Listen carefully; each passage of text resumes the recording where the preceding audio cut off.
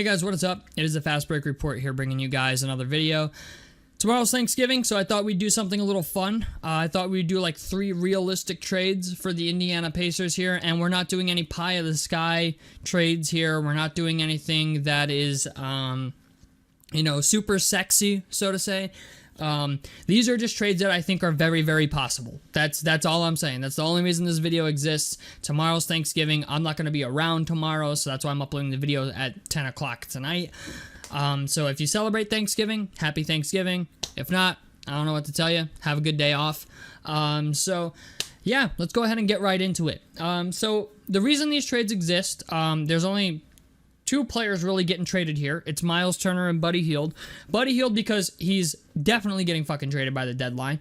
And Myles Turner because he's been in trade talks for the past 3 or 4 years and we still have yet to move him.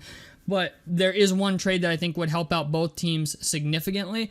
And the problem with Myles Turner, as I've realized when looking for trades for him, is the idea that most teams simply don't need him. It's not the idea that he's a bad player or, that teams don't want a guy who blocks the most shots in the NBA. It's simply the fact of the matter that even what teams could offer us for Myles Turner, when you trade Myles Turner, you ideally want somebody younger who can fill the issues you have on your team, rebounding and boxing out and stuff like that. And maybe being a lob threat and banging down low, being scrappy, you know what I'm saying? There's not a lot of teams in the NBA with a guy that has that, and also not only do they have a guy like that, but also need a guy like Myles Turner. But there is one team, okay? And that one team is the Cleveland Cavaliers. And the trade with the Cleveland Cavaliers would just be Myles Turner for Jarrett Allen, just straight up. It's a perfect trade. The salary cap works out perfectly. I mean, we're talking a difference of less than $1 million, okay? This works out well for both teams. I'm going to start with the Pacers side of things because that's why you're here, not for the Cleveland Cavaliers side of things. But I mean, maybe you are, but we're going to start with the Pacers side of things. The Pacers have needed a guy that can rebound, a guy who can go out and consistently maybe grab you a double-double, a guy who's not afraid to get scrappy, a guy who's a legitimate lob threat, a guy who can block a shot. You know what I'm saying? Like, yes, I know Myles Turner blocks a shit ton of shots, but it doesn't really affect the game a whole lot. Like, most of his blocks come on guards and shit like that. Blocks are nice, but they don't really make you a good defender. You know what I'm saying? And not that Jarrett Allen's really an amazing defender either, but really what this team needs is a guy that can rebound, a guy that's a lob threat, a guy who can suck the defense in and open up the three-point line. Because the fact of the matter is Myles Turner on the Pacers just sits out on the three-point line most nights. And so really the lane is just crowded with people because nobody is required to stop anybody in the paint. Like, I know a lot of people say this all the time that, having Myles Turner out there spreads it out. It really doesn't, okay? Like, if your center is out on the three-point line, not only are you a shitty rebounding team, but, like, all teams have to really do is collapse on you when you try to go to the basket and then, they're basically, like, the other team is forcing you to shoot jump shots to beat them, rather than getting easy layups or getting easy dunks. And that's what the Pacers need. The Pacers need somebody who's capable of getting an easy dunk, a guy who's capable of getting easy points inside. And with the way that the Pacers have been using Myles Turner, like the great value Kristaps Porzingis / Brook Lopez that he is, that's not beneficial to the Pacers, and if you got Jarrett Allen screening and rolling and, for Tyrese Halliburton, suddenly you open up threes for guys like Obi Toppin, who shot the three at 42% when he played for the Knicks last year as a starter. On catch and shoot threes, he shot like 40%. Granted, to start this year, he hasn't been good, but I think that's going to change relatively quickly. But also for not only him, but for guys like Aaron Nesmith, Jarris Walker, Jalen Smith, I think this would free them up so much and get them more three-point opportunities that they maybe otherwise wouldn't get. So that's why I like this, is because also with the way Tyrese Halliburton can dish the rock, man, if you're open, he's going to find you. So that's why I like this, is because Jarrett Allen's a guy you legitimately have to account for under the basket, where Myles Turner really isn't. He's a guy that you have to account for three-pointers, and not for nothing, but like once we trade Buddy Hield, I think Ben Shepherd's going to get more minutes. So depending on what we trade Buddy Hield for. So And just the idea, I like this trade for both teams. And Cleveland right now is in the bottom half of the league when it comes to three-point shooting. They are 21st in three-pointers attempted and 22nd right now in the NBA in three-point percentage. So having Myles Turner there, who's also a guy who's been to the playoffs, a guy that, has playoff experience, considering this Cavaliers team got knocked out by the Knicks last year in the second round, and not only got knocked out by the Knicks, but got embarrassed by the Knicks. They're a team that I think would easily do this trade. And Evan Mobley, by the way, for the past 5 games has been averaging a double-double. We saw what he can do as a center against Myles Turner when everybody sits. He's a bona fide Defensive Player of the Year candidate. Evan Mobley's never, I don't think, ever going to be Amare Stoudemire or, Kevin Garnett with that mid-range jump shot. So, honestly, I feel like Evan Mobley's naturally a center. He's 6'11". Let him play the center. Let Myles go out there and shoot the jump shots. And I think if you're Cleveland, this makes you a better team. I really do. I think if you're Cleveland, it makes you a better team. I think if you're Indiana, it makes you a better team. So, that's my opinion on that. Let's go ahead and get into the next trade. So the next trade is going to be we'll do for Buddy Hield next. So let's get rid of Cleveland and let's bring in the New York Knicks. I'm going to say a trade that's very likely is Buddy Hield gets traded to the Knicks for Evan Fournier and a first-round pick. I'm going to assume that first-round pick is going to be via Washington, 1 through 12. Just because we're going to want a lottery pick for Buddy Hield. Evan Fournier just to fill the salary cap room and to give us another shooter. He's 6'7" too. He's 3 inches taller than Buddy Hield. But I think this is something both teams need. Evan Fournier, I think, could just use a change of scenery. So far this year, I think he's been pretty good for the Knicks. I haven't looked up his stats. But the first-round pick is very valuable to us. It's Washington. It's first-round protected 1 through 12. So, it's still a lottery pick potentially, which with how bad Washington is playing, it's definitely going to be a lottery pick. But Buddy Hield, man, Buddy Hield is a guy that we just need to get rid of. If we can replace him with Evan Fournier, we get a guy who's still got another year left on his contract that we can have.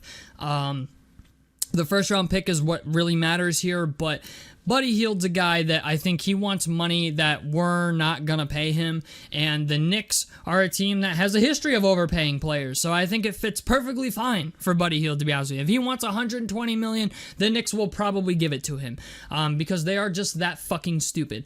But it's just the idea, they're a team that the Knicks are going to be buyers, by the way, the NBA trade deadline, and they're going to be looking to move some of those 2024 first-round picks, because they have 7 picks in this upcoming draft. They're going to be looking to move some of those second rounders, some of those 2024s.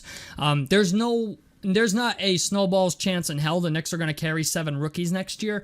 So even if they draft guys for other teams and stuff like that and do pick swaps, I don't know if I don't know if there's a rule against trading like multiple first round picks in the same year before the draft or whatever. I don't know if there's any restrictions on that, but I do know the Knicks have a shit ton of picks in the draft this year, and they're going to be buyers. So if they can get Buddy Hield, plus get a guy like Karl Anthony Towns or Pascal Siakam or somebody like that, their team's going to look a whole lot better after the trade deadline. So the Knicks are a team that I think they're a team to look out for, and I think trading Buddy Hield to them for Evan Fournier and that 2024 first rounder via Washington is a very real possibility.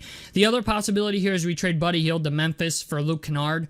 Granted, Luke Kennard is younger. Evan Fournier in this particular situation is not younger than Buddy Hield. He's older by a year, but the first round pick is what matters. Luke Kennard would be nice. Luke Kennard is, I believe, 27, and Buddy Hield is 30, and Luke Kennard is also, I think, an inch taller than Buddy Hield and shot 45 or 47% from 3 last season, which is fucking insane.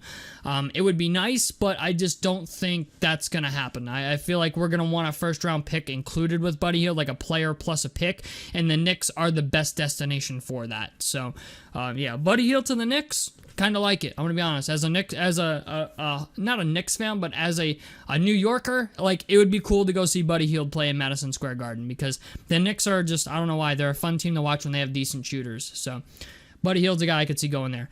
The last trade here is one that I like. It's very low risk, high reward, and we don't even got to give up players for it. And this is with the Charlotte Hornets.